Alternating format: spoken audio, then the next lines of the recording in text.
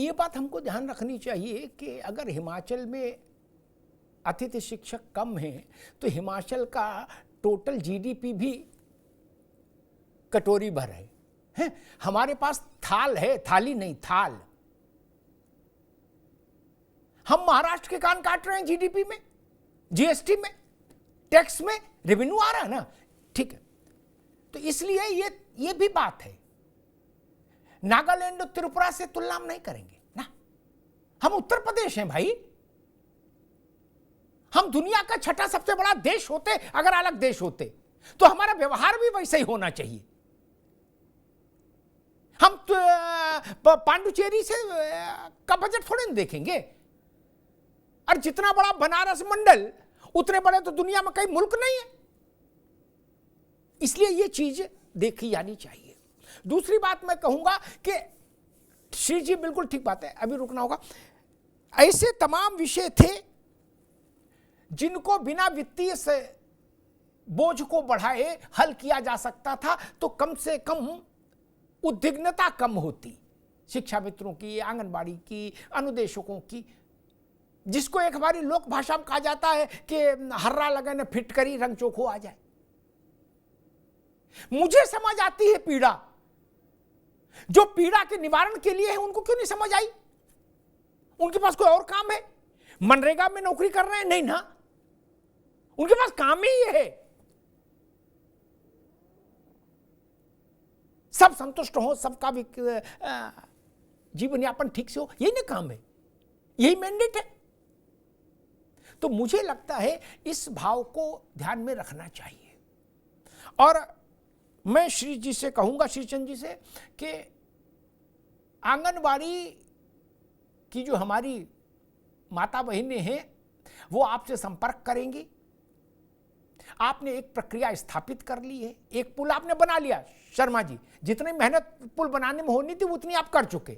अब तो उस पुल पे एक बार जाओ चाहे 4 बार जाओ, कोई दिक्कत नहीं, पुल बन गया।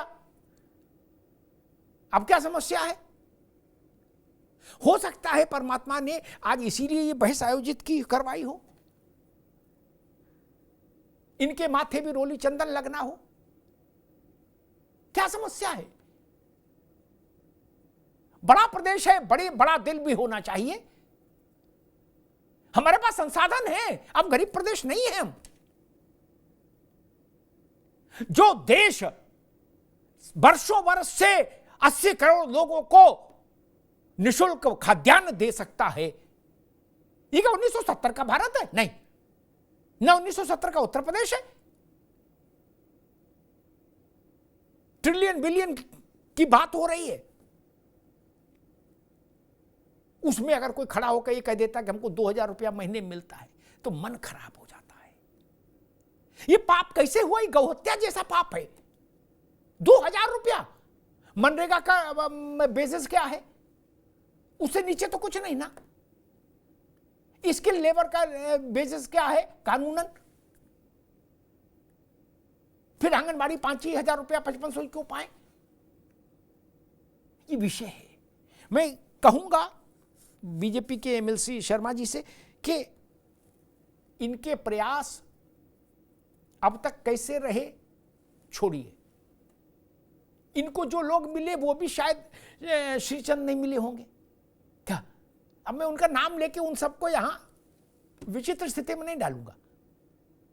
और ये भी बात सही है कि वो इसके अलावा करें क्या, कि भाई सांसद के घर जा सकते हैं, उससे कह सकते हैं आप चलो सांसद जाके गोलमोल करे आए, तो ये क्या कर लेंगे सांसद का? चिट्ठी लिखते हैं नहीं जवाब देते तो ये क्या करें? ये प्रश्न है। हमने पीड़ा देखी ना शिक्षा मित्रों की। 1000 रुपया साल भी बढ़ा होता तो 17,000 रुपया 18,000 रुपया पा रहे होते अब तक। 1000 रुपया साल भी बढ़ा होता। मैं एक निवेदन करूंगा योगी जी से, इस सारी चीजों को, इनके मानदेयों को वार्षिक वृद्धि के व्यवस्था से जोड़ दीजिए। ये बहुत जरूरी है। महंगाई कहीं पहुंच गई, हमारा वेतन वही है। कुछ तरीका है क्या? और नहीं तो श्रीचंद जी, मैं तो मोटी बुद्धि का आदमी हूं।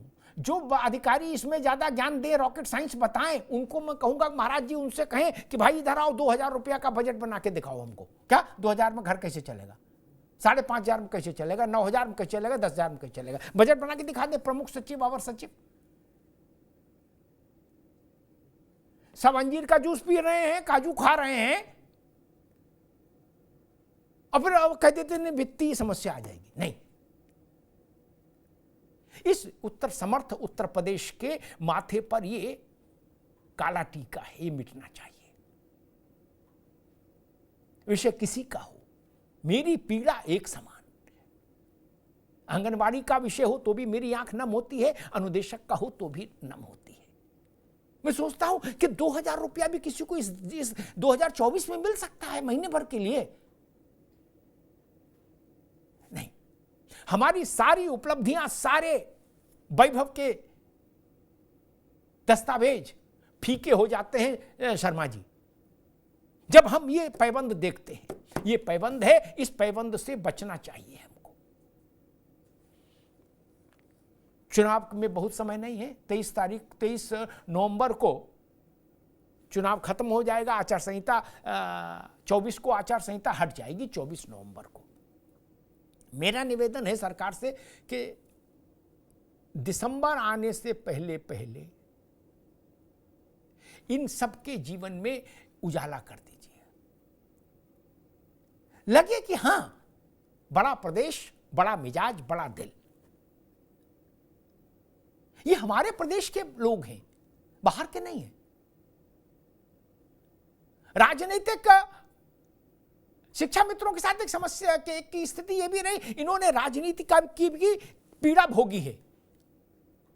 शुक्ला जी गलत तो नहीं कह रहा, धारणा गलत रही इनके बारे में, उससे भी हमको परे जाना चाहिए, हम शासन में हैं तो।